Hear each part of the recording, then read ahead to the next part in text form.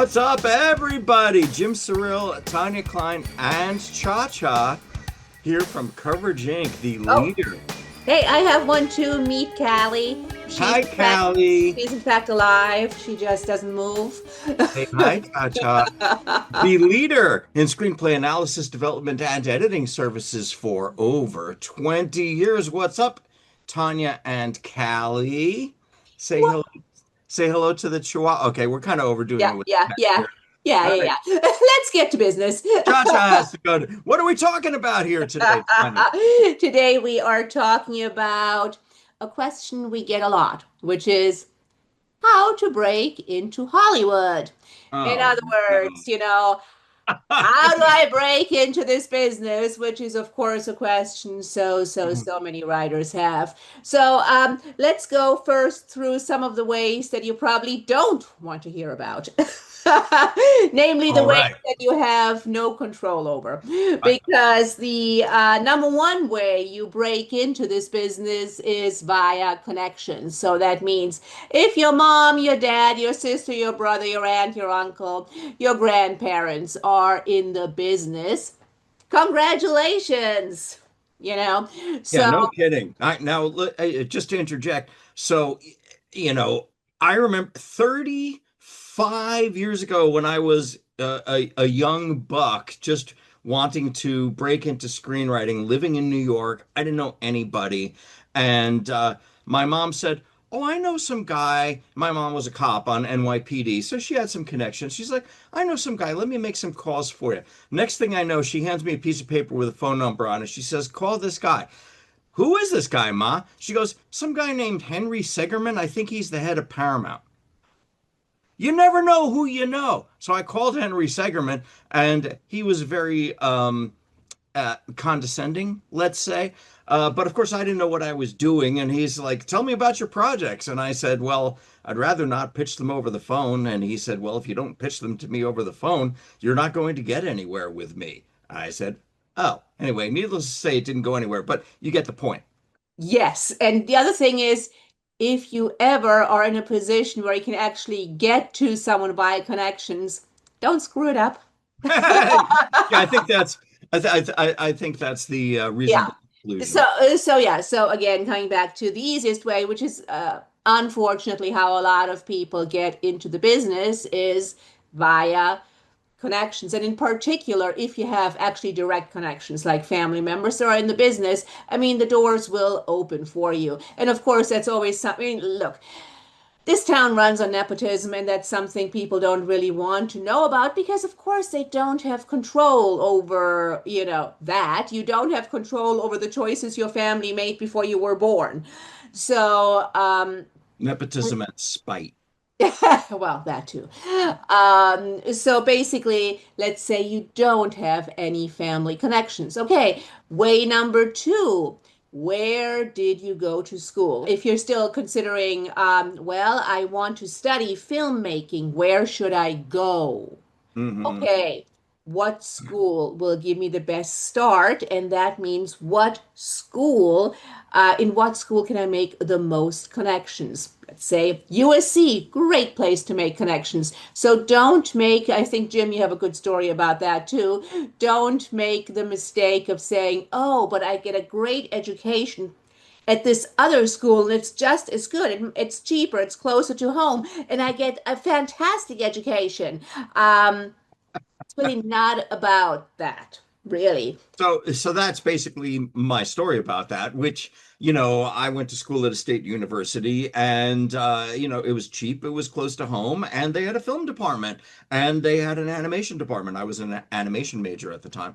And, I could take creative writing classes and all this good stuff. And it seemed great to me, but little did I know, stupid, 18-year-old as I was at the time making this decision, this is not the most important thing. The most important thing is connections, making connections, and the pedigree of your school is important for Hollywood. Um, you know, uh, uh, yeah, USC. Sure, if you want to spend $125,000 a year to go to school, that's a great place to go. But you will make some connections, and probably even more importantly, They will, depending on the program that you're in, put you in internships, like actually place you at production companies where you can meet people, where you can learn the ropes. And that's how you kind of work your way into the business on the business side of it, not necessarily on the creative side, but even so, those connections that you make on the business side will still help you, even if you decide to become, let's say, a screenwriter.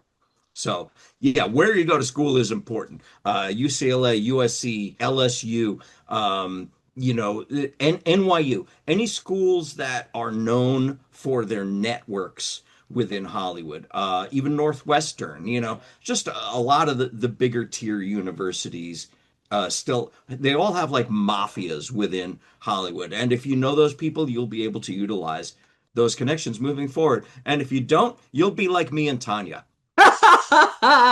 Yeah, so in fact, let's talk about the mafias because that's literally what they're called. Oh, yeah, he's part of the Yale Mafia. Basically, it means you're an alumni. Great. Get in touch with others from the alumni network, no matter if they actually were in your class or not. But it is Right. extremely, extremely helpful. So, Yeah. but now let's say you are, say, oh, I already finished college, or I cannot afford one of those extremely expensive schools, or gee, I'm already 30, college is like almost 10 years behind me. What do I do? Next step is there are some professional programs you can look into. Jim, do you want to talk about the UCLA professional program as an example? Sure. Well, that's what I chose. I mean, I was lucky enough to break in the 90s and have a little bit of success back then when basically you could sell shit on a shingle as a spec script. It's not so easy nowadays. But then, after that in the early 2000s, my career kind of cratered. And I figured, well, you know what? Let me go back to school. Maybe there's some things I don't know. Turns out there was a lot of things I didn't know. Who knew? So I chose UCLA because they had the UCLA professional program in screenwriting, which was very well respected. Hal Ackerman was the head of the program at the time. I met some great teachers, worked with some great teachers like Tim Albaugh and Chris Young. But fantastic program. Again, great way to meet people. You wind up getting a certificate and you learn a lot. Is it cheap? No. I mean, it was like $4,500 when I went 20 years ago. It's probably 7 or 8 now. I have no idea. But the point is, you know, I got a do-over. I got to do it again. And those people that I met through that program, I'm still in touch with quite a few of them. We started a writers group after that lasted years where we all helped develop each other's stuff.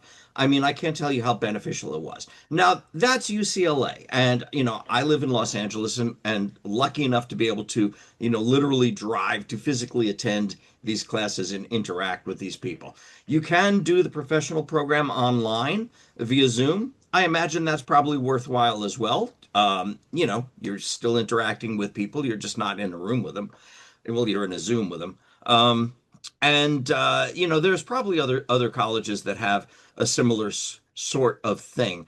But again, you don't know what you don't know. And by immersing yourself in this sort of environment, not only do you meet other people, but it points out all the flaws that you didn't know you have. I think, a lot of screenwriters seem to be averse to continuing education, right? Like, I know how to write a script. What are they going to tell me? Which is insane. Like, just take a class. Not only will it help, even if you know it already, it'll reinforce what you already know. Like I said, it'll give you deadlines and all that stuff. You'll meet people. But here's the thing, like, depending on the class that you take, they might potentially place you in an internship, right? You could take, for example, a coverage class at USC. One of our readers, Beverly, she teaches one of these. Another one of a fellow we know, Brooks Elms, teaches a coverage class at UCLA. Right? These classes, and there's others taught by other people who they will potentially place you at a production company. There is no better way to meet people in the business than by coming in on the ground floor and making coffee. And if you are the person who is the first one there in the morning and the last one to leave at night, the one who's always like, hey, how can I help you? The one who's always eager to do stuff and not just like sitting there twiddling with your phone and not paying attention and like, well, this is beneath me. If you're that person, that go-getter person, they will want to keep you around. They will want to work with you. And again, even if that's not your chosen career path, even if you don't want to work, in a production office, you'll meet the people you need to know for the future. However you can meet those people is a good way to break in. Exactly. And meeting other people has the advantage of you forming a network.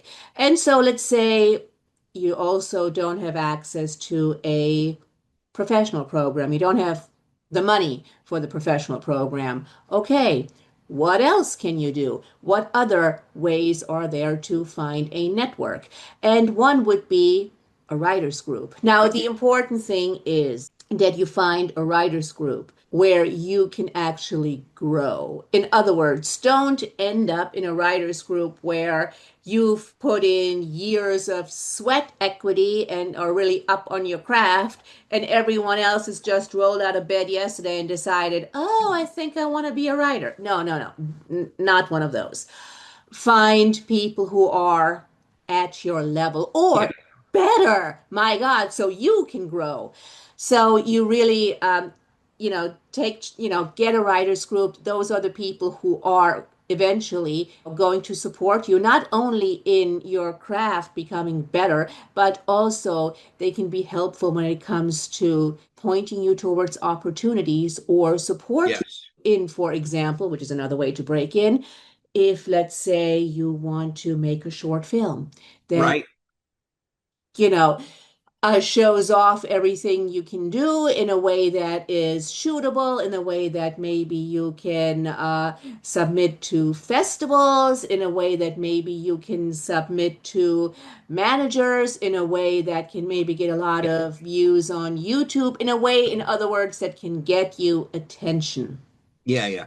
So, we know a couple of people who are in writers groups right now. Anna, our manager from Coverage Inc., she's been in a writers group for probably 10 or 15 years now. Those guys are all tight. Several people in that group are working screenwriters in TV, and they all help each other out. They've turned into a real group of friends. But the other thing is it gives you deadlines. It's a lot easier to crank out pages when you know, oh shit, somebody's waiting for this. I better get to it. But like another friend of ours, Mark, our editor, is part of a writers group in the Valley, which meets I think every Thursday. It's run by a gentleman named Mark Zicree, who is a well-known science fiction writer and author. He's worked on a lot of the big sci-fi shows. And apparently there's over 1,000 people in this writers group. Obviously, they don't all show up every week at every meeting. I think it's a couple hundred, and they all meet at like some Denny's or I don't even know where. It's like somewhere where some restaurant where they have like a room in the back. But all these people get together every week and interact with each other. Again, networking. So how do you find a writers group? Well, through a school program that you've attended, where you can meet your fellow students and then keep it going. You can look on Facebook or Reddit or just, post something on Instagram or whatever screenwriting boards or groups you follow. I mean, you could even leave a comment in this video. Maybe someone will see it and reach out to you and say, hey, I'm in Oshkosh. I'd love to get together and form a writing group with you. I mean, it takes a little bit of legwork, but you'd be surprised. There's writers everywhere. Yeah. And before we come to people who are living in other parts of the country where they don't have ready access, let's quickly take say a couple of words about how networking actually works, because a lot of people are in the mindset that, oh, but well, can this person really help me? I don't think this person can help me because I don't know this person, or this person is really maybe not in the position to help me, so I don't want to spend the time to actually get to know them. Mhm. Don't do that. So here's the way networking works. You talk to anyone and everyone at any time, and you get to know them because you don't know A, how your paths might intersect in a few years or where this person will be next year. And also, again, you don't know what the future will hold. So here's an example. So years and years and years ago, we made a short film called Liberator. Yep. So then somebody who saw that short film said, "Hey, there's this producer I know. I mean, they do a lot of online stuff. Right.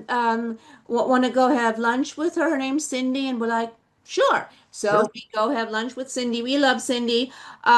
Cindy becomes our producer on our next film, To Your Last Death, a few years Right. later. And now, To Your Last Death was released in 2020. And now we just signed a shopping agreement with her for one of our scripts, and they're out there now raising the money. So we could have said, well, online, but we're not doing anything in the online space, really. So I don't know, really. No, you meet with people. You always meet with people. You always talk to people, and not from a, oh, what can I get out of you? Because, I mean, Yeah. don't do that because people will realize what's going on and it will turn people off. Just say, hey, hi, who are you? You're in this business, so that's so cool. We're both in this business. Let's get to know each other. You've got to be genuine. I mean, I've been to a lot of Hollywood parties where it's just a bunch of writers who are obviously pressing the flesh, trying to meet people, and all they want is to talk about their projects and, find people who can help them. And it's distasteful. It's really distasteful.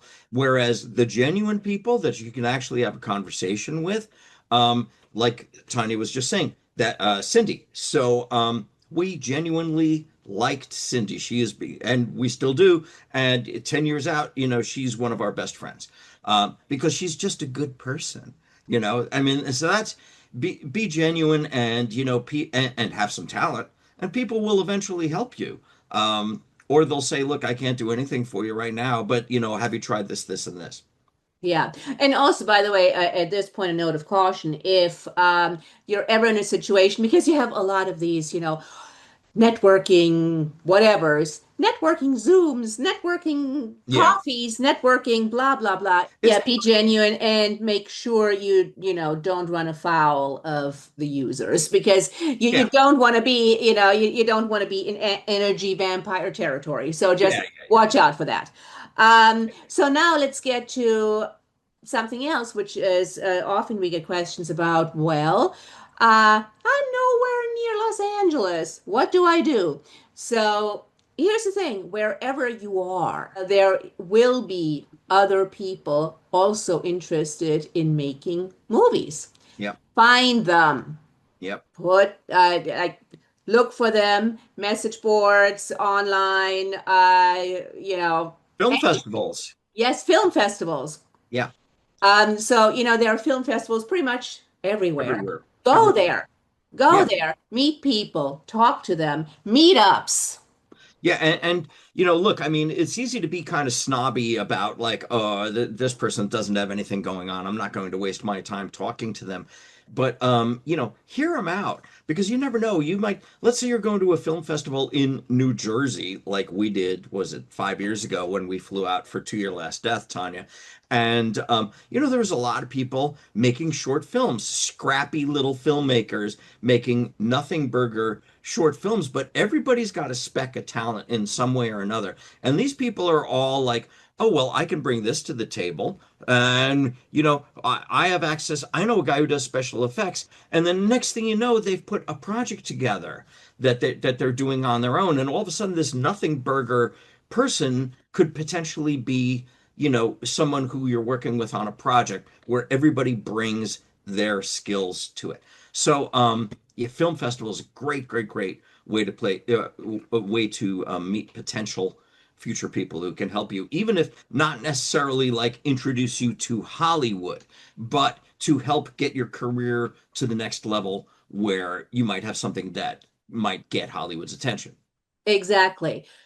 Contests. Contests. Okay, so note of caution, you can spend a lot of money on contest fees, and you can just go through Film Freeway and go, yes, yes, yes, yes. Yeah, don't do that because again, um, only very few of those contests the industry pays attention to. Yeah, there's about 10 of them. 10 or 12. It varies depending on the year. We lost Launchpad this year. We lost Nickel. But there's still Tracking B, there's still Scriptapalooza, there's still Final Draft, et cetera, et cetera. These are the ones that will potentially actually help you. It doesn't matter if you win or place in a bunch of second or third or fourth tier contests. The industry doesn't care about those. It has to be Hollywood Industrial Complex approved. Yeah. So do your research. Yeah. Don't just willy-nilly throw money out the window. Nobody has enough of that these days. So just be careful. Yeah. Do your research. What are the contests that can actually get you places? So, Well, and I don't think we can stress this enough, Tanya. Sorry to interrupt, but like we get people sending us queries all the time because here at Coverage Inc. we review query letters for free. That's part of what we do. Email us. And so people send us their query letters, and sometimes we get people who put a big long list of their contest cred on there. And I look at it and I go, no, no, no. None of that you should put in unless it is stuff that the industry cares about. It actually works against you, right? Winning the Oshkosh Film Festival, like what's an industry person going to think? What's a manager going to think? What's a producer going to think? They're going to think, what, 50 people entered that contest? So what? You should understand that I don't care about that and not waste my time. exactly. So, do your research. Contests. Fellowships, look, every year there's fellowships. The studios generally have fellowships. The nickel's kind of gone the way of the dodo, more or less, which is sad. I mean, it still exists, but a pale shadow Yeah. of what it used to be. Those are all dice rolls. I mean, the chances are minuscule with any of them, but, they do pick winners every year. It's worth a shot. And, they do launch careers. So, look, if it's got a big company's name on it, it's legit. There are also a lot of ways to do paid pitch sessions where you can actually Right. get to pitch people. And again, a note of caution, do your research because you have some people that do this as it's an extra revenue stream. They don't necessarily look for anyone, but it's an extra revenue stream. So Yep. do your research. Are these people real? Are these people actually in the business, so to speak? Are they actually doing stuff? And if they're actually doing stuff, would they be a good fit for you and your material? So again, get an IMDb Pro subscription. That is one thing you actually should have. Get an IMDb Pro subscription so you can do your research. Who are these people? Yeah. What have they done? $150 a year. I mean, it's worth it. Not that I want to give money to the Amazon Corporation but there are services, for example, like Virtual Pitch Fest, where there's industry pros that you can query. And if you write a really good query, we have another video about that. I'll link to it in the description, where they might actually bite and take a look at your script. But probably around 33% of the people on that list are nobodies. So, in fact, there's one guy who's on there who I know as listed as a manager who I know has not been active for over 20 years. I know this guy.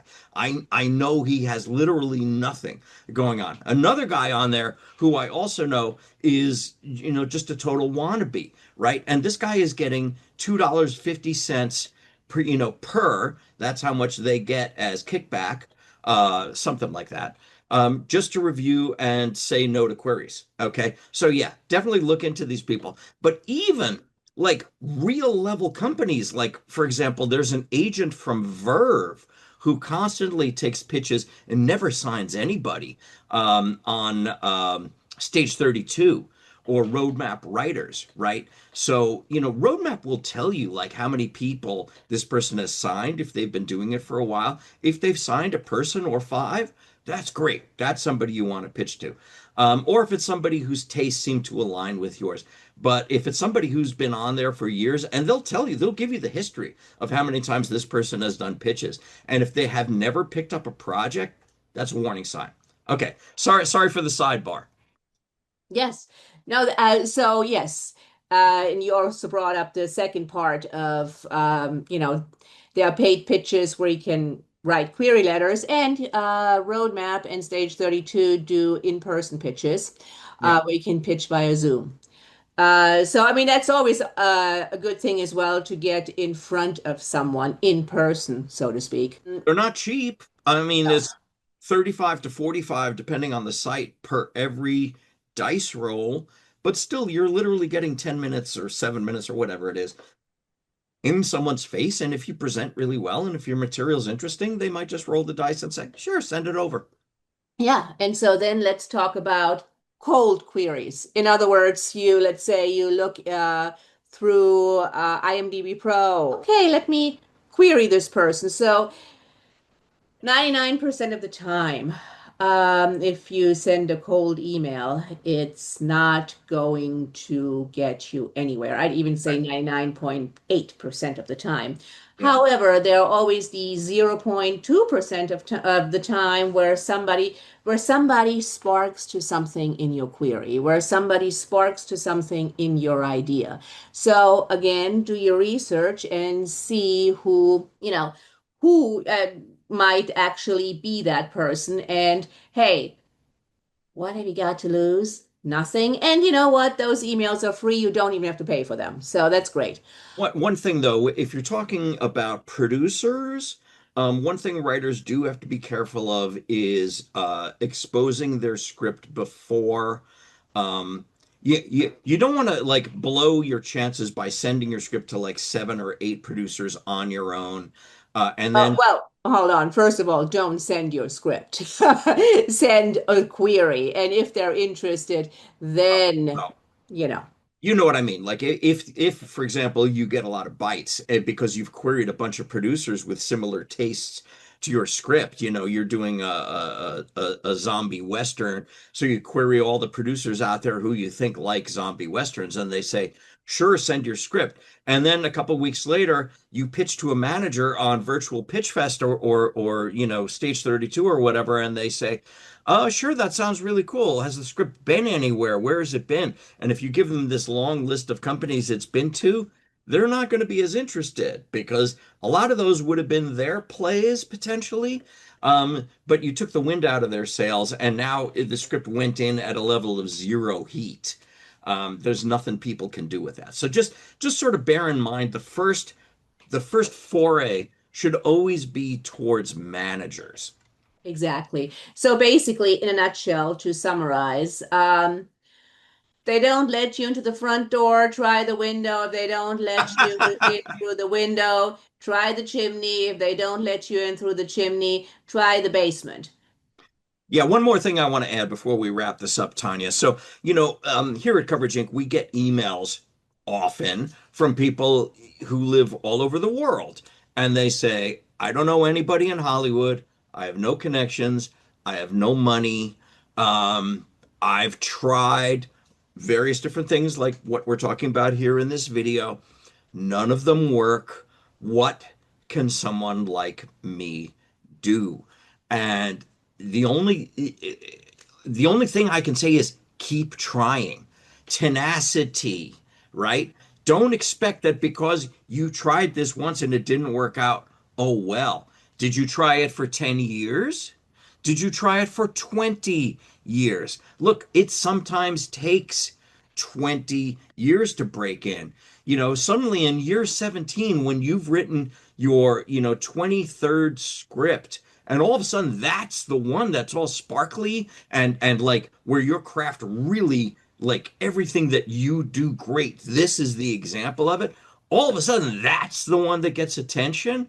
Yeah, it took 17 years.